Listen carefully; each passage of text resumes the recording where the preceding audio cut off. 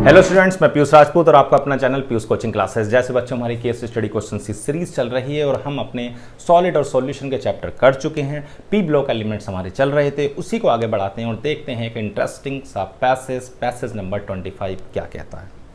कह रहा ozone is unstable, the dark blue diamagnetic gas, it absorbs the ultraviolet radiation strongly and thus protecting the pupil on earth from the harmful radiation.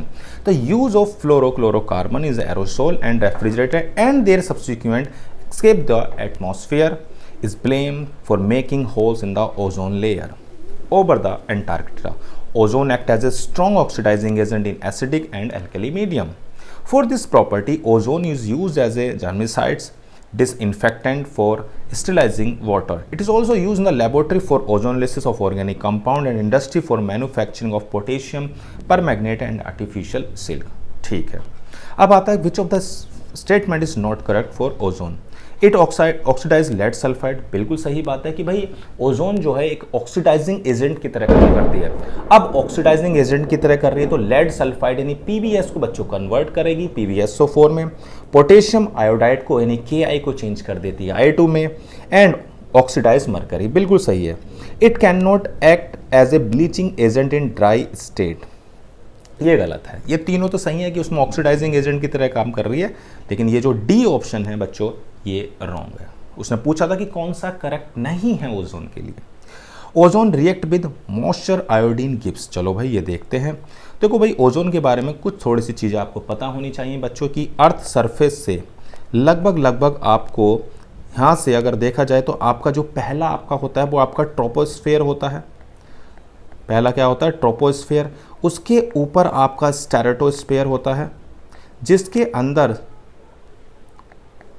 आपकी ozone form होती है। यानी कि लगभग यहाँ से देखोगे तो 8 से 12 किलोमीटर ये है और लगभग 50 किलोमीटर, यानी कि आप ये कह सकते हो कि अर्थ सरफेस से 20 किलोमीटर ऊपर आपकी ओजोन लेयर का फॉर्मेशन होता है। होता कैसा है कि O2 की अगर अल्ट्रावायलेट रेडिएशन से रिएक्शन होती है तो आपकी O3 फॉर्म होती है।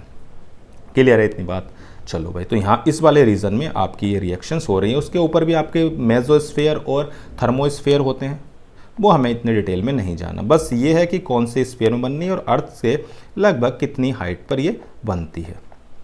दूसरी बात, अगर O3 को देखो तो ये एक ऑक्सीडाइजिंग एजेंट की तरह काम करती है और आपको नेसेंट ऑक्सीजन देती है।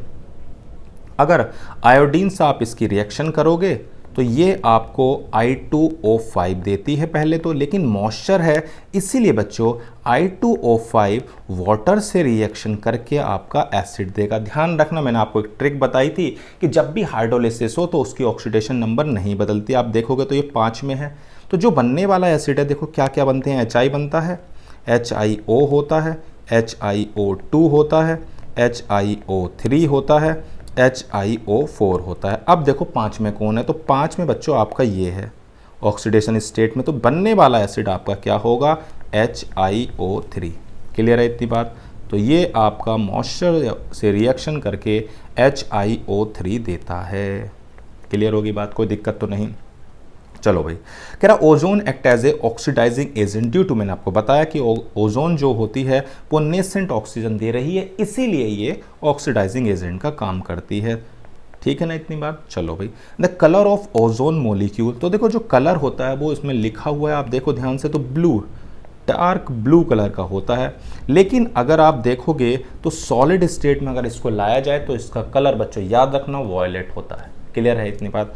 तो आपको पैसेज बहुत आसान था और आपको समझ में भी आया होगा बच्चों। तो आज की क्लास में सिर्फ इतना ही। Thank you.